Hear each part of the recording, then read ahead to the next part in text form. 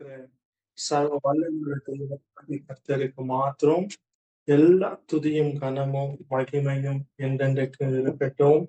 அல்லேலூயா. இதுவரைக்கும் தேவன் நம்மை அவருடைய கண் இமைகளில் போல நம்மை பாதுகாத்து கொண்டு வந்து, அல்லேலூயா, அவர் கண்ணின் மணி போல பாதுகாத்து கொண்டு வந்து நம்மளை ஏந்தி நம்மளை தப்பிவிட்டு நம்மை நடத்தி இதுவரைக்கும் நம்மை நடத்திருப்பாரானால் கடைசி வரைக்கும் அவர் நடத்த உண்மை உள்ளவராயிருக்கிறார்.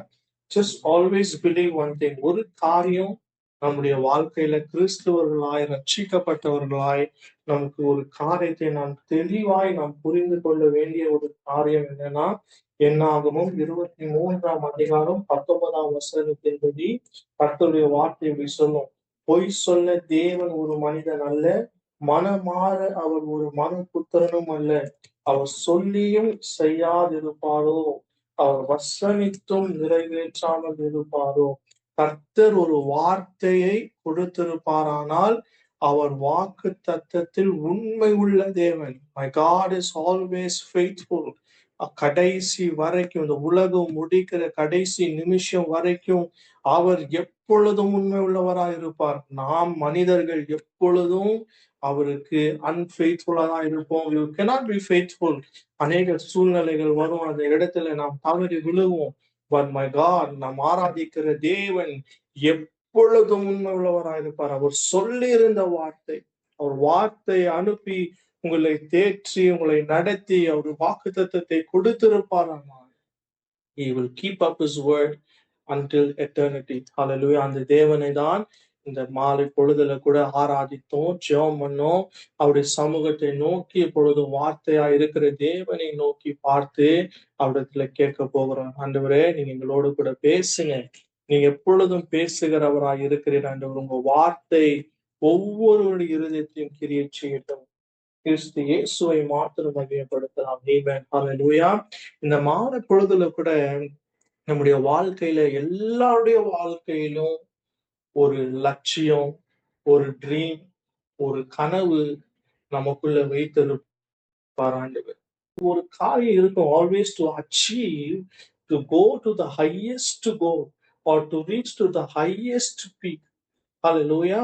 கர்த்தர் அதே போலதான். நம்முடைய கர்த்தர் எப்படிப்பட்டவர்னா, அவர் அவருடைய வார்த்தையை கொண்டு நம்மை, அந்த வார்த்தையின் மூலியமாக நம்ம அந்த வார்த்தையை விசுவாசிக்கும் பொழுது, நம்பும் பொழுது நம்மை உயர்த்த உண்மை உள்ளவராக இருக்கிறார். ஹல்லேலூயா. இன்னைக்கு கூட ஒரு வார்த்தையை கொண்டு கர்த்தர் நம்மோடு கூட பேசட்டும். ஒரு மனிதனுடைய வாழ்க்கையில அவன் வார்த்தை வந்த மாத்திரத்துல அவனுடைய வாழ்க்கையை தேவன் எப்படி தலைகீழாய் மாற்றினார் என்று பார்க்கலாம். எல்லாருக்கும் தெரிந்த ஒரு காரியத்தை தான் நாம் தியானிக்க போகிறோம். ஆதியாகமம் எழுதின புஸ்தகம் 28ஆம் அதிகாரத்தை நீங்க திருப்பிக் கொள்ளுங்க. The book of Genesis, chapter 28, வசனங்கள் 10ஆம் வசனம் தொடங்கி 15ஆம் வசனம் வரைக்கும் நாம் பார்க்கலாம். Thank you Lord. யாக்கோபு பெர்சியாவை விட்டு புறப்பட்டு, ஹல்லேலூயா, ஆரான் போக பிரயாணம் பண்ணி ஒரு இடத்தில் வந்து சூரியன் அஸ்தமித்தபடியினால் அங்கே ராத்திரி தங்கி அவரிடத்தில் கற்கள் ஒன்று எடுத்து தன் தலைகாணியாய் வைத்து அங்கே நித்திரை செய்யும்படி படிக்க தொடங்கினான். அங்கே அவன் ஒரு சொப்பனம் கண்டான். இதோ, ஒரு ஏணி பூமியில வைக்கப்பட்டிருந்தது, அதில் நுனி வானத்தை எட்டியிருந்தது, அதிலே தேவதூதர் ஏறுவதும் இறங்குவதும் இருந்தார்கள். அதற்கு மேலே கர்த்தர் நின்று, நான் உன் தகப்பனாகிய ஆபிரகாமின் தேவனும் ஈசாக்கின் தேவனும் ஆகிய கர்த்தர், நீ படுத்திருக்கிற இந்த பூமி உனக்கும் உன் சந்ததிக்கும் தருவேன். உன் சந்ததியின் பூமி துளி போல் இருக்கும். நீ மேற்குக்கும் கிழக்குக்கும் வடக்குக்கும் தெற்குக்கும் பரவுவாய். உனக்குள்ளும் உன் சந்ததிக்குள்ளும் பூமியில் வாசமாகிற எல்லோரும் ஆசீர்வதிக்கப்படும். நான் உன்னோடு கூட இருந்து நீ போகிற இடமெல்லாம் உன்னை காத்து இந்த தேசத்திற்கு நான் உன்னை திரும்ப வரு பண்ணுவேன். நான் உனக்கு சொன்னதை செய்யும் அளவு உன்னை கைவிட மாட்டேன் என்றார். ஹல்லேலூயா. இந்த யாக்கோபு யாருங்க? ஈசாக்கினுடைய 2 பிள்ளைகள், ஒரு பிள்ளைகள் தான் யாக்கோபு. இந்த யாக்கோபு என்று சொல்லும் பொழுது அவன் எத்தன், இஸ் a cheater. ஹalleluya. அவன் சகோதரனிடத்துல ஏசாவிடத்திலிருந்து சிரேஷ்ட புத்திர பாகத்தை திருடி கொண்டு வந்தான். ஹalleluya. ஈசாக்கு ஏசாவை ஆசீர்வதிக்கும்படிக்காக ஒரு காரியத்தை பண்ண சொல்லியிருப்பாரு. அவங்க தாயாகிய ரெபேக்கா கேட்டு அது யாக்கோபிடத்துல சொல்லி அந்த ஆசீர்வாதத்தை பறித்து கொண்டு இப்போ ஓடிக்கொண்டிருக்கிற மனுஷன் தான் இந்த யாக்கோபு. இந்த யாக்கோபை தேவன் சந்தித்தார். God pre-planned to meet Jacob in a dream. ஆண்டவர் அவனை சந்திக்கும் பொழுது சும்மா சந்திக்கலங்க. ஹalleluya. அன்னைக்கு யாக்கோபு இரவில பேசி முடித்தது மாத்திரம் இந்த 15ஆம் வசனத்தை நீங்க வாசிச்சீங்கன்னா அவர் சொல்லுவார், நான் உன்னோடு கூட இருந்து நீ போகிற இடமெல்லாம் உன்னை காத்து இந்த தேசத்திற்கு நான் உன்னை திரும்ப வரு பண்ணுவேன். நான் உனக்கு சொன்னதை செய்யும் அளவு உன்னை கைவிட மாட்டேன் என்றார். God never never never leaves us. நாம் தான் மர மணி நேரம் அவருடைய வழிகளை விட்டு திரும்பி ஓடுகிற ஒரு God never, எல்லா சூழ்நிலையிலும் அவர் வாக்குத்தத்தம் பண்ணிருப்பாரானால் அந்த வாக்குத்தத்தத்தின் மூலியமாக நிச்சயமாக உங்களுக்கு செய்து முடிப்பேன் என்று சொன்ன தேவன் அவர் செய்து முடிக்கிற வரைக்கும் he will be constantly working in our life. அதற்கு நீங்களும் நானும் முக்கியமாக ஒரு காரியத்தை என்ன செய்யணும் தெரியுமா? தேவன் செய்கிறதை நம்முடைய வாழ்க்கையில ஒவ்வொரு நாளும் அவருடைய சித்தத்துக்கு இடம் கொடுக்கணும். When we allow God in our life, நல்லா தெரிஞ்சுக்கங்க, when you allow God in your life, when God wants to do things through your life will be a glorious one. நீங்க பிளான் பண்ணதை காட்டிலும், நீங்க யோசித்ததை பார்க்கிலும், நீங்க திட்டமிட்ட எல்லாவற்றை பார்க்கிலும் பெரிய காரியங்களை தேவன் வைத்திருப்பார். ஆபிரகாமுக்கு வாக்கு பண்ணி கொடுத்த தேவன் அது ஈசாக்கோடு கூட நிறுத்தவில்லைங்க, யாக்கோபோடு கூட தொடர்ந்து அந்த வாக்கு தத்துவத்தை செய்யும்படிக்காக கர்த்தர் கவனித்து கொண்டிருந்தார். When you read the book of Genesis, நீங்க 28ஆம் அதிகாரத்தை தொடங்கி ஹalleluya, thank you Lord, 37ஆம் அதிகாரம் வரைக்கும் நீங்க வாசிச்சு பார்த்தீங்கன்னா the Bible will say Jacob went through a problem. He did one important thing. அவனோடு கூட இருந்த கர்த்தரோடு கூட ஜெபம் பண்ணான். நீங்க ஆதியாகமம் 32ஆம் அதிகாரம் 24ஆம் வசனத்தை வாசிச்சீங்கன்னா hallelujah, the book of Genesis chapter 32 and verse 24, hallelujah, நாம் வாசிக்கலாம் அந்த வசனத்தை. thank you Lord. யாக்கோபு பின்னின்று தரித்தவனாய் அப்பொழுது ஒரு புருஷன் பொழுது விடை முடியாமல் அவனோடு கூட போராடினான். He wrestled with God throughout the night. எந்த சூழ்நிலை தெரியுங்களா? அவங்க பிள்ளைகள் எல்லாம் சிக்கிம்ல மாட்டிக்கொண்டார்கள். அவங்க அநேக பேர் தவறான காரியத்தை செய்தாங்க. அந்த இடத்தை விட்டு விலகி போகும்படிக்காக அவன் தேவனோடு கூட தரித்து இரவு முழுவதும் தேவனோடு கூட he was wrestling with God in prayer. Most of the times, if God wants to do his purpose in our life, the one key thing you and I have to do constantly is to go to God. நாம் தேவனிடத்துல போனோம். தேவன் சொன்னதை செய்து முடிக்கிற வரைக்கும் நமக்கு கொடுத்திருக்கிற ஒரு மிக முக்கியமான ஒரு காரியம் நம்முடைய வாழ்க்கையில ஜெபத்தின் மூலியமாதான் தேவன் சொன்னதை நம்முடைய வாழ்க்கையில என்ன செய்ய போகிறார் என்று நாம் புரிந்து கொள்ளவும் முடியும். ஹalleluya. ஜெபத்தின் மூலியமாக தான் தேவன் செய்வதை நாம் அந்த பாத்திரங்களாக தேவன் நம்மை வணைவார். நம்முடைய மாம்ச பலத்தினால இது முடியாது. ஹalleluya. நம்முடைய அறிவினால இது முடியாது. நம்முடைய யோசனைகளால முடியாது. We can only through his power. And the key for us is to go to God in prayer.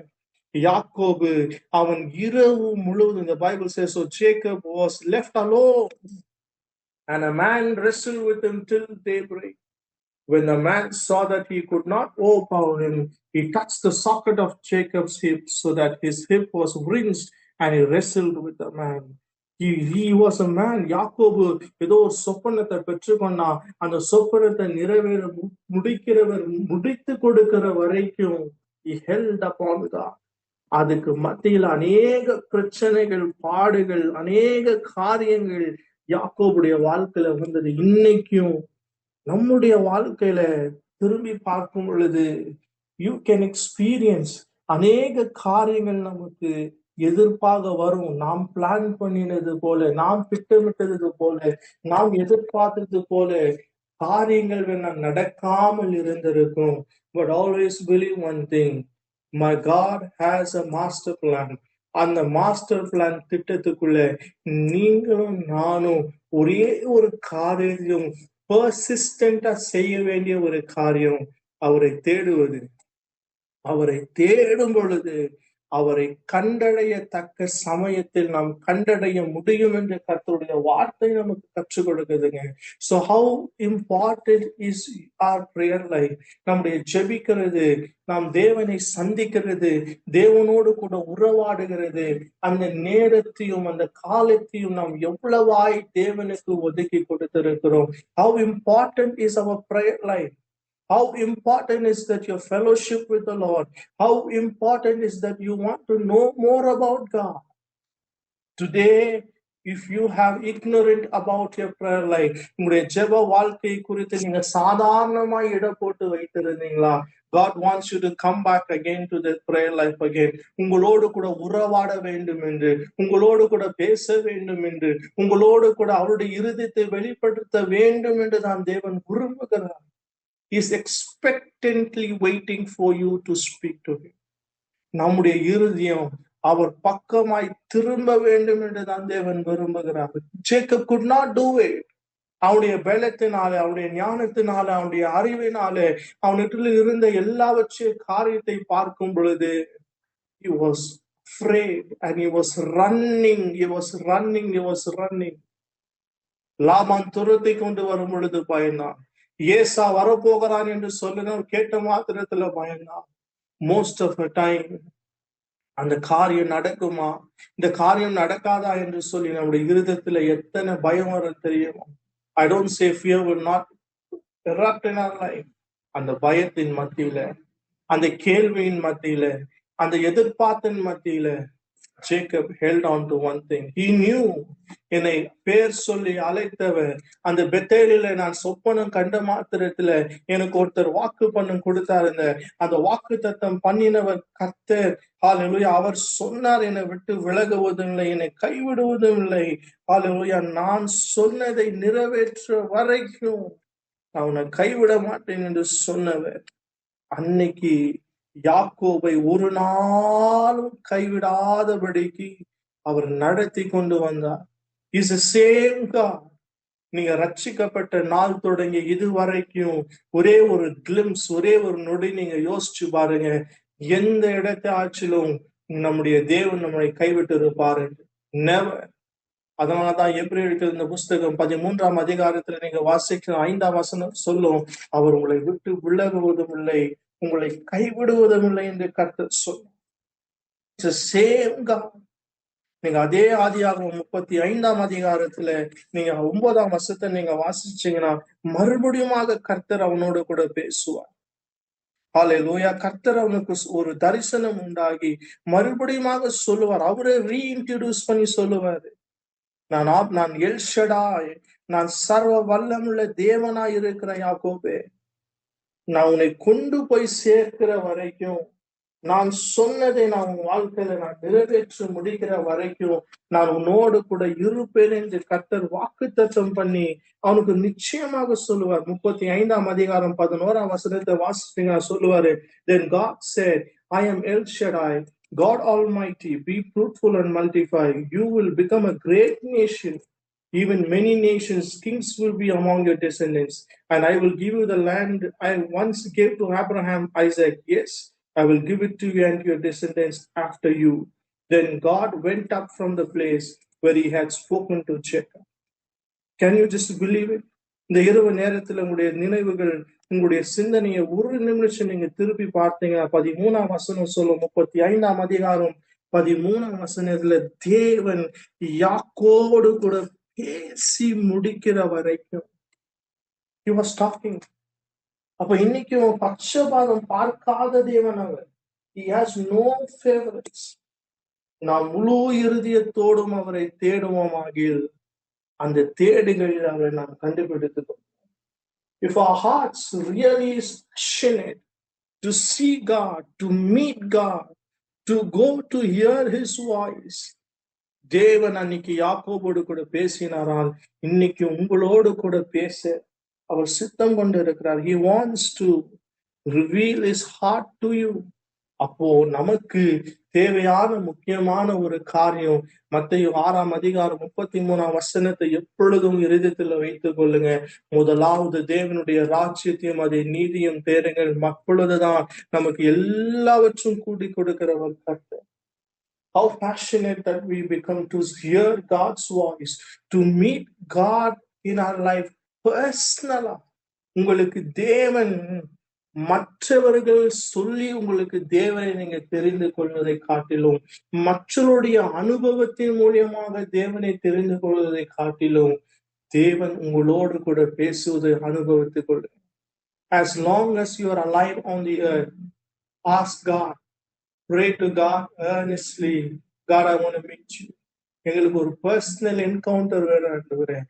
அன்னைக்கு அந்த பர்சனல் என்கவுண்டர் உண்டானதுனாலதான் எத்தனாய் இருந்த வாழ்க்கை ஆசீர்வாதமாய் மாற்றினது.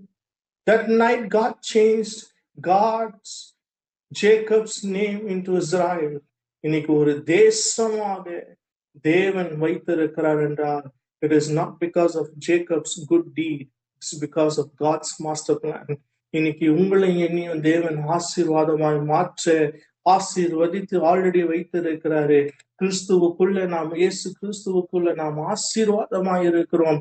இன்னைக்கு நமக்கு தேவை ஒன்னே ஒண்ணுதான், இந்த பூமியில ஒவ்வொரு நாளும் இந்த பூமியில வாழ்கிற வாழ்க்கை நாம் தேவனை இன்னும் அறிந்து கொள்வதற்கான அந்த ஞானத்தையும் அந்த கிருபையும் அந்த அழிவையும் தேவனத்துல நான் பெற்றுக்கொள்ள வேண்டும் என்று நான் ஓடுற இந்த விசுவாச வாழ்க்கையில கடைசி வரைக்கும் ஆண்டவராகிய இயேசுவை மாத்திரம் பார்த்து அவருடைய அடிச்சுவடலை நான் பெற்றுக் கொண்டு நான் முன்னாக போகணும் ஆண்டவர் என்று சொல்லிதான் நம்ம எதிர்பார்க்கணும். It's a beautiful life example of Jacob.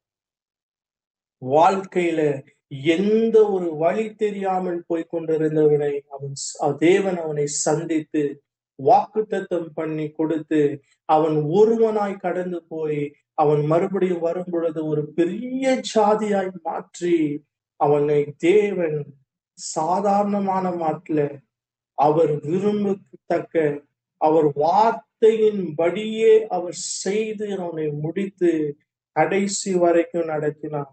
ஹல்லேலூயா. நீங்க ஆதியாகமம் 37ஆம் அதிகாரம் நீங்க 1ஆம் வசனத்தை வாசிச்சீங்கன்னா, the Bible says, once again Jacob was settled in Canaan where his ancestors lived. அவன் தகப்பன் வீட்டுக்கு மறுபடியுமாய் கொண்டு வருகிற வரைக்கும் தேவன் அவனோடு கூட இருந்தார். இன்னைக்கு நம்முடைய பரலோகத்தில் இருக்கிற தகப்பன், my dear heavenly father, அவர் நம்மை பரலோகம் கூட்டி போகிற வரைக்கும் ஒவ்வொரு நாளும் உங்களையும் என்னை நடத்த உண்மை உள்ளவராயிருக்கிறார். It's the same God who wants to help us, who wants us to take us to heavenly places, to his kingdom. He will certainly help. ஒரே ஒரு காரியம், ஒரே ஒரு நிச்சயம் தான், நாம் இந்த பூமியில வாழ்ற ஒவ்வொரு வாழ்க்கையும் ஒவ்வொரு நிமிடமும் help always comes from the Lord. அந்த தேவனை மாத்திரம் சார்ந்து அவரை மாத்திரம் பிடித்து கொண்டு அந்த தரிசனம் அந்த நோக்கம் வாழ்க்கையில என்ன செய்ய சித்தமா இருக்கிறாரோ அதற்கு இடம் கொடுத்து அந்த முழு நிச்சயத்தோடும் கர்த்தர் அந்த கிருபைகளை நமக்கு கொடுக்க வேண்டும் என்று தேவ சமூகத்தை நீங்க ஒப்பு கொடுத்தீங்கன்னா, அன்னைக்கு ஆதியாகமம் நடந்த யாக்கோபுடைய வாழ்க்கை இஸ்ரவேலாய் மாற்றினது போல உங்களுடைய வாழ்க்கையும் பின்பு நம்முடைய வாழ்க்கையும் கிறிஸ்து இயேசுவுக்குள்ளாக மகிமை உள்ள ஒரு வாழ்க்கையாய் எல்லோரும் பார்க்கத்தக்க ஒரு இஸ்ரவேல் தேசத்தையே கொண்டு வர முடியுமானால், உங்களையும் என்னையும் கொண்டு தேவன் அதிசயங்களை பார்க்கவும் அற்புதங்களை பார்க்கவும் கர்த்தர் செய்ய உண்மை உள்ளவராக இருக்கிறார். Always believe one thing. When God says something, it is not a joke. His word never fails, and His promises never fails in our life. He always remains faithful. கடைசி வரைக்கும் அவர் உண்மை உள்ளவராயிருப்பார். அவர் வார்த்தையில உண்மை உள்ளவராயிருப்பார். கடைசி வரை உங்களை நடத்துவார். Thank you Lord. இந்த இரவு நேரத்துல கூட இந்த வார்த்தை உங்களுக்கு ஆசீர்வாதமாயிருக்கும் நான் விசுவாசிக்கிறேன்.